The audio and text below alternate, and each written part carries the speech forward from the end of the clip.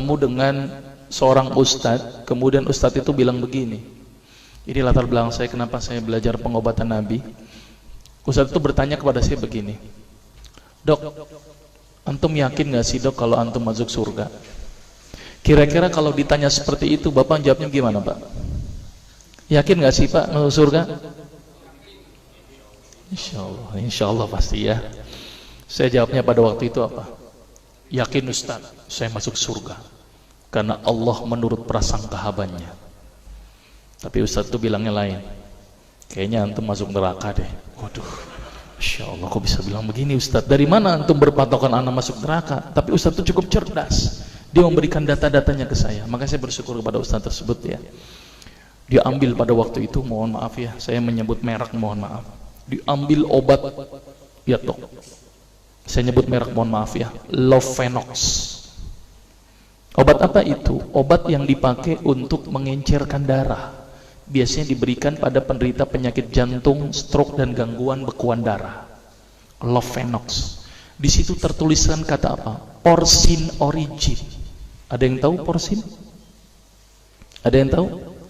Nggak ada yang tahu. Berarti kalau dokter ngeresepin obat apa aja ditelan semuanya nih. Masya Allah. Porsin itu isinya Pak, babi Pak. Malah di boxnya tertulis kata-kata bener-bener bersumber dari babi. Saya bilang, waduh, berarti dok kalau antum ngeresepin porsin satu pasien, antum telan itu obatnya, kira-kira ibadah orang tersebut diterima nggak sama Allah? Diterima atau tidak? Tidak akan diterima dok. Siapa yang dipersalahkan nanti? Antum yang menuliskan resep. Satu. Diambil lagi obat yang kedua. Saya cerita latar belakang dulu ya sebelum saya terapi senyum. Diambil obat yang kedua. Pada waktu itu diambil apa? Actrapid. Apa itu? Insulin. Tulisannya apa? Human insulin. Jadi diambil dari manusia yang telah meninggal. Diambil pankreasnya, insulinnya, yang menderita penyakit kanker pankreas, dibuatlah obat. Berarti dokter sudah menyuntikkan manusia ke dalam manusia. Diambil lagi obat yang ketiga. Wah, luar biasa ini dokter. Apa Ustadz ini? Diambil obat namanya analsik. Apa itu analsik? Obat untuk pusing. Ini di kalangan dokter sering resep ini nih. Isinya apa? Antalgin dan diazepam. Diazepam, makanya kalau orang minum obat ini pasti ketagihan, saya yakin. Kalau minum obat warung nggak ngefek ini. Karena kenapa? Karena mengandung diazepam. Diazepam itu apa? Narkoba Pak. Bikin kita teler. Maka itu cara nyari uang paling gampang, kasih aja resepin analsik, pasti balik lagi dia. Karena kenapa? Narkobanya bikin kecanduan.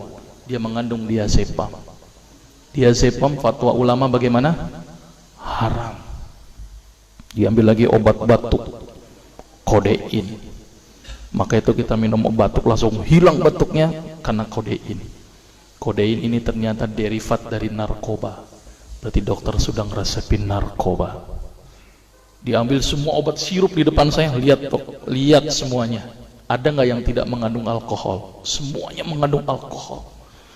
Sampai saya pikir, Masya Allah, berapa ribu pasien yang telah saya resepkan obat-obatan haram tersebut. Ini yang menjadi kegelisahan saya Pak. Maka itu saya beda haluan, kemudian belajar hadis, walaupun gak lulus-lulus biarin, gak apa-apa. Terus kemudian saya melihat ada sesuatu yang salah. Kenapa? Karena agama Islam tidak dipelajari secara benar. Banyak umat Islam saat ini belajar akidah, belajar akhlak, belajar fikih. Tapi lihat, pernahkah umat Islam di sini belajar masalah kesehatan Islam? Sedikit sekali. Kajian-kajian tentang kedokteran Islam hampir tidak ada. Makanya tidak heran sekarang umat Islam yang notabene hebat menurut saya katanya, tapi ternyata banyak yang sakit karena dilupakan aspek ini. Mudah-mudahan ini menjadi awalan kita untuk mengkaji, karena kajian ini rutin Pak. Jadi saya mengisi kaji di beberapa kantor di Jakarta itu per kali pertemuan, per hadis. Dan itu berhubungan dengan masalah kesehatan semuanya. Jadi ternyata Allah ini menurunkan ibadah, memerintahkan kita untuk sholat, puasa, tahajud, semuanya ini bukan untuk kepentingan Allah Pak. Allah nggak butuh sholat kita, Allah tidak butuh puasa kita.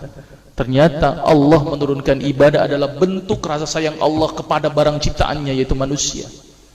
Seperti halnya orang menciptakan motor, mobil, maka di maintenance itu dengan adanya servis. Maka Allah juga memaintenance barang ciptaannya, yaitu manusia, dengan servis. Servis yang dilakukan adalah dengan ibadah. Jadi kalau seandainya kita tidak melakukan ibadah, sama aja tidak mau servis diri kita sendiri. Saya akan terangkan ternyata semua amalan yang dicontohkan Rasul itu bermanfaat dari sisi kesehatan. Saya akan mulai nanti dengan terapi senyum ya. Ini lewat saja. Ini saya mohon maaf nyebutin obat-obatannya, mohon maaf ya. Ini juga mengandung plasenta. Plasenta itu ari-ari ya. Jadi di luar negeri itu ari-ari dipakai obat, Pak. Kalau di Indonesia diapain, Pak? Dikubur, kadang-kadang pakai apa? Kaca, pulpen, buku, kadang-kadang pakai kurungan ayam. Kreatif, tapi kreatif nggak benar. Gitu ya. Di sana ini obat Lovenox namanya ya. Jadi bersumber babi. Ini yang mengandung narkoba.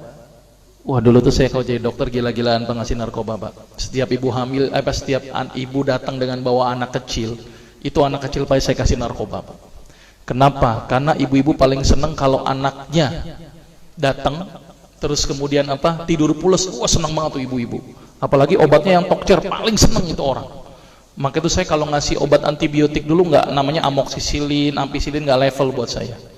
Apa yang saya kasih? Cephalosporin. Obat turun demam aja nggak ngefek, nih saya cuma 500 mg Pak, 650. Dan selalu anak kecil datang kan alasannya takut kejang. Selalu saya tambahkan apa ini, Pak? Luminal.